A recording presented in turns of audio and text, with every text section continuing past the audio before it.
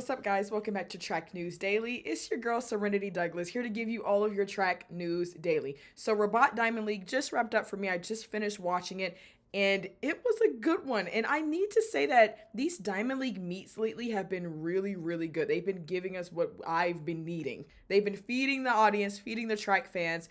And we got to start off with Kenny Benara. Kung Fu Kenny, he set a meet record by running 1969. Mind you, Botswana's Leslie Tebogo was also in the race, and he ended up getting second with 19.9. So it was 1969 and 1996, which was absolutely insane because Kenny cleared the field. And I think that was honestly a statement run. Kenny has been on the Diamond League circuit for about 3 weeks now. He did Shanghai, he did Xiamen, and now he's at Rabat. So I think that he's in good running form. He's been doing 100s at those other meets, so now this is his 200 opener. And he looked good. He looked really good. He looked really powerful. And what I really like about Kenny as a runner is that he always remains consistent. I know he always gets second and third, and that's disappointing to see, obviously, because I know that he wants to win. But I do think that builds a level of character, but also it builds that stamina and knowing that, like, okay, I can go over there and run 19.9 in the 100 because he did, and then I could run 10.07 in the 100, and then I could come over to the 200 and drop 19.6. And I arguably might be his better event. So I think that it is going to be a very interesting race between him and Noah. Leslie looked good, but it was one of those things where it's like 19.6, 19.9. The field, he beat them by like 50 meters. Like it was crazy to see. So I think that that's the confidence booster that an athlete like Kenny probably really needs. But the 200s in general were just exciting.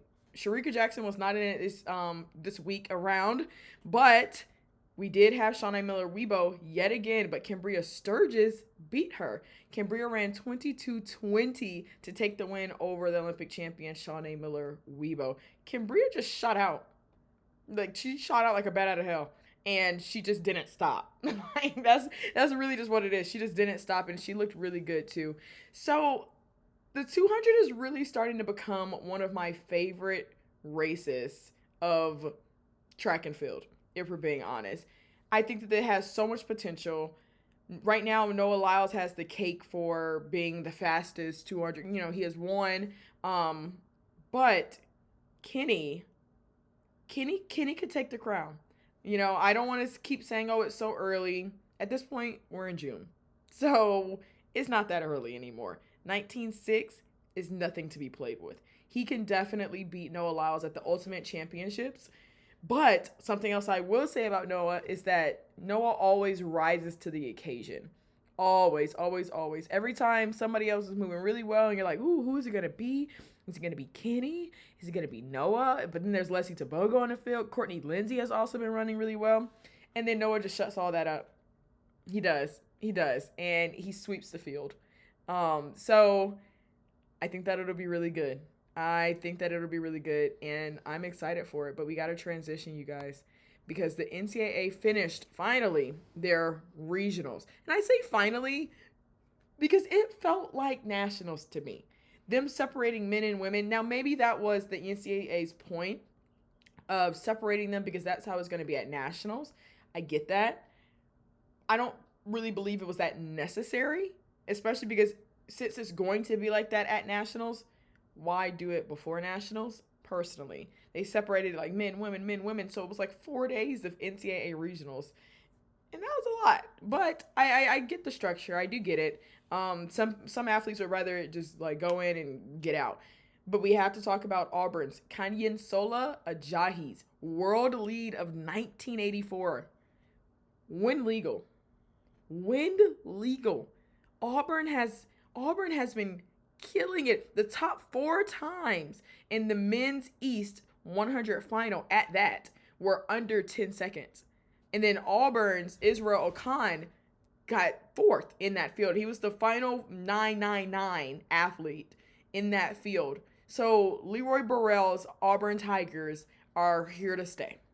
They're not going anywhere. 984 is something that cannot be denied. Reminder that Kanyinsola Ajayi and the Auburn field, He was the one that did not make it to the final in SECs. However, his time was still fast enough to get him to regionals. It's cool, but he was the one celebrating too early. And that was a little bit embarrassing. Or it was one of those Auburn athletes that was celebrating a little bit too early. But back to the point, and the point is that Coach Leroy Burrell, who was previously at the University of Houston, he is now the head coach at Auburn. I like that. I like to see that he can coach. Don't even Serenity, don't even say it in a politically correct type of way. I'm happy to see that he can coach. You know, sometimes when coaches have been at a school under Carl Lewis, he was at Houston, you're going to get a lot of fast athletes.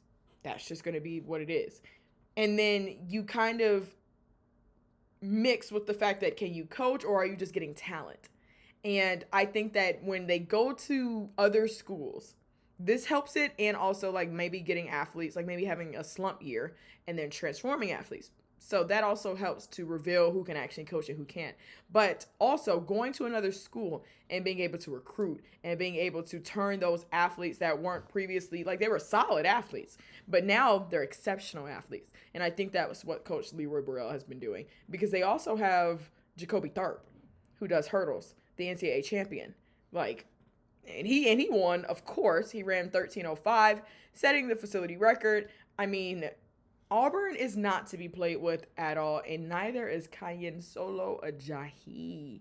984. And we're in college, you guys. We're in college. Let's start there. We are in college, and that time can compete with the pros. Well, it's the world lead. And that's the reason why people are always kind of confused about track, because when you see the younger athletes running really fast, you immediately say, oh my gosh, I wonder how that would compare up to Noah Lyles. That's where your mind goes. And maybe you try not to make your mind go there, but that's just where it goes naturally. You're like, oh, okay, I really want to see him and Oblique Seville and Kashane Thompson all race together, and then we'll really see. And then the stat line will be a college athlete beat the professionals. And now all of a sudden it's, should these professionals be professionals? That's track for you. That's track for you. It could be a little toxic, but that's track. You think about football. These football players are not going to be better than the pros necessarily, because they don't have the ability to. Your body needs to develop. When you go to the pros and when you go to the NFL, you literally are humbled because you are in a whole nother league. And I do think that track has that to a certain degree. Yes, because then you have to compete to that level all the time, and then you're going overseas to do it. You know, you're just at Lexington, Kentucky. You know what I mean? Like, that's right down the street from Auburn, kind of, you know, as opposed to going overseas and doing it, getting on an 18-hour flight, having to control what you eat over there, the weather, all of the elements. That is the difference maker for track. It's not just about speed or not, as opposed to, you know, something like football, where it's literally like those guys have to get bigger, and they have to get faster in order to remain on their feet, really. So I think that that's going to be really interesting to see his transition and what he does at nationals. Y'all, we're not even at nationals yet. We're not even at nationals yet, and these guys are running this fast. It ain't early for them. This is the end of the year. Look, nationals comes around the second week of June. So it's time to go ahead and see who's going to separate themselves. But Auburn might be one of those sneak teams that could end up getting a trophy for sure. But another team that I don't even know if they're sneaking at this point, because Coach Carroll Smith has been building up a powerhouse at the University of Georgia. The Georgia Bulldogs have taken over the East. I say that because we were already talking about Adasia Hodge and how she ran 1086 in the prelim, and then how they had like 3 girls make it to the final, and that was insane, right? Get this. Adasia Hodge does not win the final. Adasia Hodge gets 3rd. You're like, oh, what's Serenity supposed to have to do with Georgia? Jasani Carter from the University of Georgia ended up winning with 1088. She's a transfer from USC.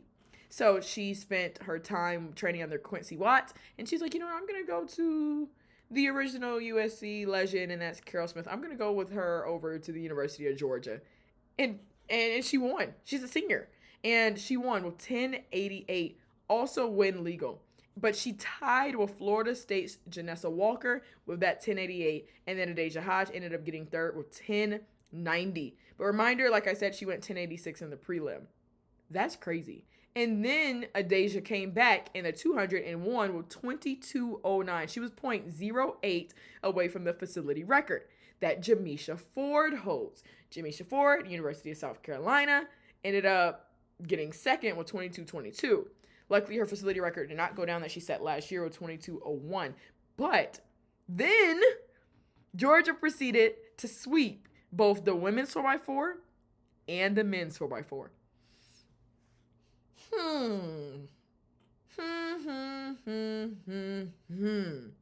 What is the University of Georgia doing down there in Athens? What does Coach Carol Smith have them doing? I want to know.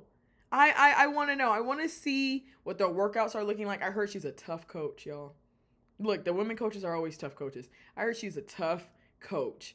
And it shows because her athletes are doing well. Now let's see if they're able to recuperate. I mean, they were able to recuperate after SECs, and that says a lot. And come out there to regionals and do well. So now at regionals, it's over. Let's see what they can do at nationals. Absolutely, the University of Georgia will be walking away with a trophy. Now, the question is, will they be doing it on both the women's side and the men's side? She will go down in history as one of the best coaches, up there with the twins, well, the brothers, Boogie Johnson and Chris Johnson from Arkansas. So she would go up there as one of the legends. Speaking of legends, we got a D3 legend on our hand, you guys. He has graduated from the D3 level, yes, but when you have an athlete like Sam Blaskowski, who runs 989, Mr. White Lightning, you guys, he just set a new record for the fastest white man. Yes, that's track for you. But he set a new record for the fastest white man, you guys. The fastest white man is Christoph, and he ran 992 in 2011. So now he takes the cake. He ran at the Music City Track Carnival, a meet that I've worked a couple years in a row. But Sam, D3 legend because he went to the University of Wisconsin lacrosse. I've also lived in Wisconsin, and ain't nothing up there in lacrosse. There's nothing up there but coldness. And he graduated from there, and I remember him running really well there as well. But now he trains with Dennis Mitchell. But now this time cements him as a D3 legend. No, he didn't run it in college necessarily. But it's the same stamp that Melissa Jefferson Wooden has gotten because she went to Coastal Carolina.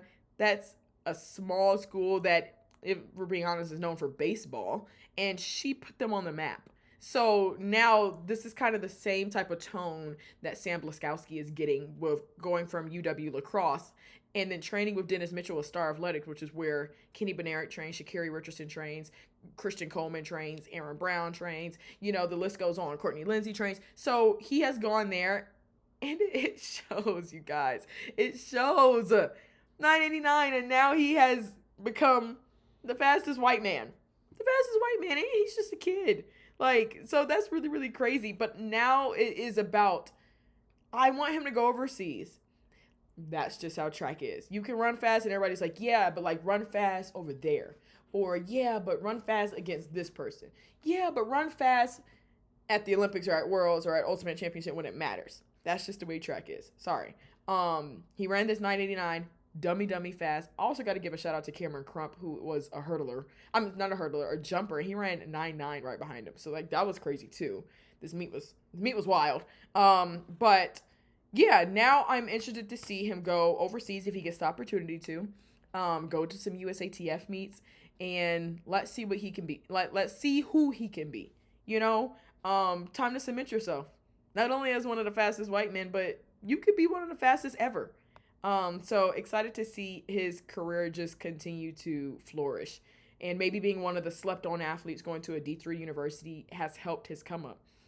He's in his villain era, and I love it. Shout out to Sam, you guys. All right.